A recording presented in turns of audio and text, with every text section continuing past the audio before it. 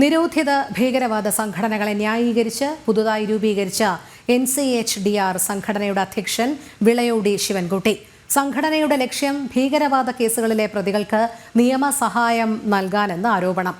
സംഘടനയുടെ മുഖ്യ പ്രവർത്തകൻ നിസാമുദ്ദീൻ പനായിക്കുളത്തിന്റെ ഫേസ്ബുക്ക് പോസ്റ്റിലും അടിമുടി ദുരൂഹത. കൂടുതൽ വിവരങ്ങളുമായി അനഘ ഹർഷൻ ചേരുന്നു. അനഘ, നിരോധിത ഭീകരവാദ സംഘടനകളെ ന്യായീകരിച്ചുകൊണ്ട് NCHDR എന്ന പുതുതായി രൂപീകരിച്ച സംഘടനയുടെ അധ്യക്ഷൻ വിളയോടി ശിവൻകുട്ടി രംഗത്തെത്തിയിരിക്കുകയാണെന്ന് മാത്രമല്ല, ഇതിൽ ഈ ഭീകരവാദ കേസുകളിലെ പ്രതികൾക്ക് നിയമസഹായം നൽകാനാണ് ഇത്തരത്തിലുള്ള ഒരു സംഘടന രൂപീകരിച്ചത് എന്നും അതിൽ പറയുന്നു.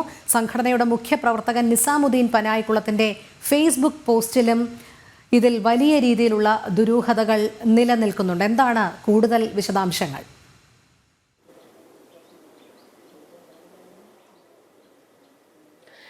രോഹിണി, മനുഷ്യാവകാശ സംഘടന അല്ലെങ്കിൽ മനുഷ്യാവകാശങ്ങൾക്ക് വേണ്ടി പ്രവർത്തിക്കുന്ന സംഘടന എന്ന പേരിലാണ് ഈ NCHDR എന്ന സംഘടന രൂപീകരിച്ചിരിക്കുന്നത്. കൃത്യമായി തന്നെ ഇതിന്റെ ഫേസ്ബുക്കിലടക്കം ഈ കാര്യങ്ങൾ പറയുന്നുണ്ട്. പക്ഷേ ഈ സംഘടനയുടെ പ്രവർത്തനത്തിലും ഇപ്പോൾ ഈ സംഘടനയുടെ തലപ്പത്തിരിക്കുന്നവരിലുമൊക്കെ അടിമുടി ദുരൂഹതയാണ് ഉള്ളത്. അതിൽ ഏറ്റവും പ്രധാനപ്പെട്ടത് ഈ സംഘടനയുടെ അധ്യക്ഷനായിട്ടുള്ള പഴയ നക്സലേറ്റ് കൂടിയായ വിളയോടി ശിവൻകുട്ടി. ഈ ശിവൻകുട്ടി പറഞ്ഞിരിക്കുന്നത് കൃത്യമായി ഈ പോപ്പുലർ ഫ്രണ്ടും സിമിയും മാവോയിസ്റ്റ് സംഘടനകളൊക്കെ തന്നെ നിരോധിച്ചിരിക്കുന്ന കെട്ടകാലത്താണ് നമ്മൾ ഉള്ളത് എന്നതാണ്. ഈ സംഘടനയിലൊക്കെ പ്രവർത്തിച്ചവർ പിന്നീട് എന്താണ് ആത്മഹത്യ ചെയ്യണോ എന്നതടക്കമുള്ള കാര്യങ്ങളാണ് ഫേസ്ബുക്കിൽ ഇയാൾ കൃത്യമായി പറഞ്ഞിരിക്കുന്നത്. ഈ പുതിയ മനുഷ്യാവകാശ സംഘടന എന്ന് പറഞ്ഞുകൊണ്ട് രംഗത്ത് വന്ന ഈ സംഘടനയ്ക്ക് പിന്നിൽ പ്രവർത്തിക്കുന്നവരൊക്കെ തന്നെ നിരോധിത തീവ്രവാദ സംഘടനയിൽ മുൻപ് പ്രവർത്തിച്ചവരാണ് എന്നൊരു ആരോപണം ഉയർന്ന സാഹചര്യത്തിലാണ് അതിന് മറുപടിയായാണ് ഈ അധ്യക്ഷൻ വിളയോടി ശിവൻകുട്ടി ഈ കാര്യങ്ങൾ പറഞ്ഞിരിക്കുന്നത്. ഈ അധ്യക്ഷന്റെ വാക്കുകളിൽ നിന്ന് നമുക്ക് കൃത്യമായി മനസ്സിലാക്കുന്നത് അത്തരത്തിൽ നിരോധിത തീവ്രവാദ സംഘടനകളിലൊക്കെ തന്നെ പ്രവർത്തിച്ചവരാണ് ഈ പുതിയ സംഘടനയിൽ ഉള്ളത് എന്നതാണ്. മറ്റൊന്ന്, ഈ സംഘടനയുടെ ഫേസ്ബുക്കിലടക്കം കൃത്യമായി ഇവർ പറയുന്ന ഒരു കാര്യമുണ്ട്. ഏതെങ്കിലും തരത്തിൽ ഭീകരവാദ പ്രവർത്തനത്തിൽ അകപ്പെട്ട് ജയിലിലായിരിക്കുന്നവർക്ക് നിയമസഹായം നൽകും. അതാണ് ഈ സംഘടന മുന്നോട്ട് വെക്കുന്ന ഒരു ആശയം.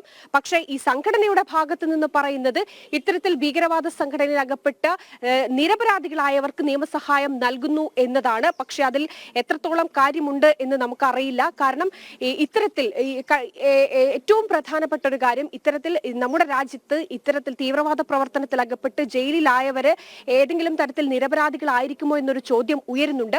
എന്തായാലും ഇത്തരത്തിൽ ജയിലിൽ അകപ്പെട്ടവർക്ക് നിയമസഹായം നൽകുന്നതാണ് ഈ സംഘടനയുടെ പ്രധാന ലക്ഷ്യമെന്ന് ആ സംഘടനയുടെ ഫേസ്ബുക്കിലടക്കം കൃത്യമായി തന്നെ പറയുന്നുണ്ട്. മറ്റൊന്ന്, ഈ സംഘടനയുടെ ഏറ്റവും തലപ്പത്ത് ഈ സംഘടനയ്ക്കായി പ്രവർത്തിക്കുന്ന ആളാണ് നിസാമുദ്ദീൻ പാനായി. ഈ നിസാമുദ്ദീൻ പാനായുടെ ഫേസ്ബുക്കിലടക്കം കൃത്യമായി തന്നെ ഫേസ്ബുക്കിലൂടെ ഇദ്ദേഹം പങ്കുവെക്കുന്ന ചില ആശയങ്ങളുണ്ട്, ചില പക്ഷമുണ്ട്. അതിൽ ഏറ്റവും പ്രധാനപ്പെട്ടത് പാലസ്തീൻ അനുകൂല മുദ്രാവാക്യങ്ങളും അതുമായി ബന്ധപ്പെട്ട കാര്യങ്ങളും ഒക്കെ തന്നെയാണ് ഈ ഇദ്ദേഹത്തിന്റെ ഫേസ്ബുക്കിലുള്ളത്.